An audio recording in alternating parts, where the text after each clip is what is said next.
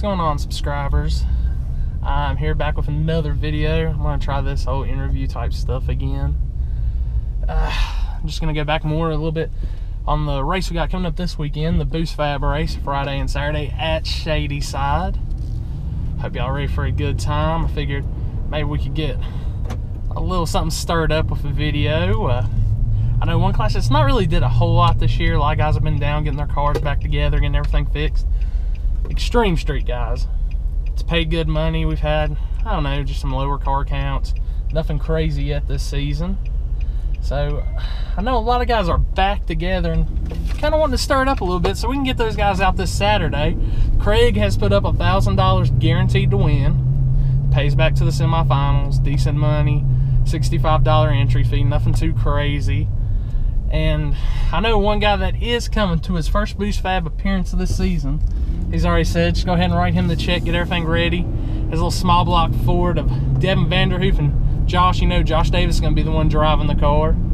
They are ready to kick ass and take names pretty much. They are wanting everybody that thinks they're fast to show up this weekend to Shadyside. And you know, there's a lot of cars that's back together now, so shouldn't be a problem. I know the top one everybody's been waiting on himself, King Dingaling, Derek Reynolds. You know, he's got his stuff back together.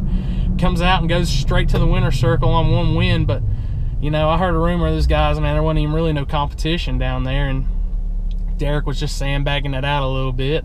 Just rumors I've heard. Now, I don't know if that's true or not, so I'm not going to say either way. But Derek, I mean, if you got your stuff together, come put it in the beams. You know, the fast shit's going to be out this weekend at Shadyside. You know Devin's just waiting to tear into those twin turbos and show you what that little single small 94 can do. I think it's a 94, it may be even smaller than that, it may be an 88, who knows. But get in the beams this weekend, Derek. You know you want to come get one of those Boostfab trophies and that $1,000. It's right at your home track, you know. Hell, you probably might even drive the car up there since you talk about driving all the time and stuff. And let's see, who else we got this weekend pick on? So I know Justin Lane's in the area. He's coming off that win from, I think it was a 704 shootout. I know he beat Becker in the finals. So that's a pretty nasty little car too, little twin turbo setup on the LS. It's still carb, so you can't knock him, still using the older technology. He needs to come put in the beams this weekend. And who else we got? Speaking of Becker, I guess we can go on him. It's got more motor and turbo than car. It's got it all back half. That 240, I mean, it's not running too bad. He's put up some good numbers. I know he did about 4 or 5 power wheelies last weekend at Darlington, so it seems like he's got the power to come and put some beatings on people. But we're going to see Becker putting in the lanes. I know he's messaged me like 3 or 4 times. I'm going to be there. I'm going to be there. Becker, make sure you're there. Put that shit in the beams. We want to see what you can do against some of these competitions. I know you were looking for a class last weekend that had street cars, things like that. Well, here's your shot, man. Extreme Street this weekend.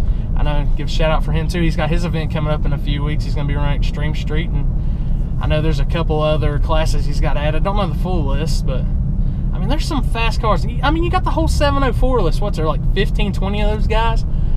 David, tell your boys to come put in the beams this weekend. I mean, shit. There's no sense in them just sitting and racing once or twice a month. We got street car shootouts all over the map.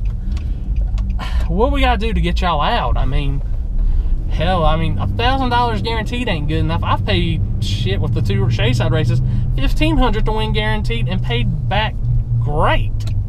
And we've only had 4 or 5 cars show up each time. I mean, Craig and them, they've paid decent. Both Farmington races, they've had 6 to 8 cars. I mean, they've got hitters that just run up there. I know a few of them are making the travel down. I think you got both the Haymore brothers, and they're pretty much show cars with badass motors in them. They run fast. I know Pete's working the keyboard for Jonathan on his setup, and I know Jeremy, he's still getting his stuff set up pretty good. So I know, who else we got from that side of the woods? I know you got Yost, man, Eric Yost. I know he needs to get some hits in for Streetcar Takeover.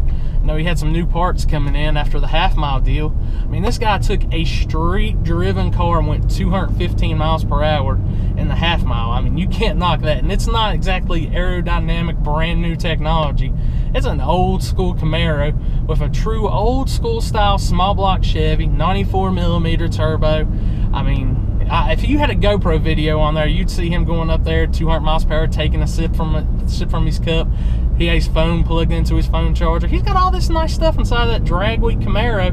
I know he wants to get in the beams. He came out to the Nitrous Nationals Extreme Street Race, was moving pretty good. Him and Vanderhoof in the finals. I mean, that seems to be the two fastest in the area. I'm wondering if there's anybody that can upset him or something. I mean, I know you're going to South Carolina, there's supposed to be some fast street cars, but I'm yet to see them. I mean, there's supposed to be one nasty single turbo LS swap Fox body. I don't know, everybody talks about it on the internet.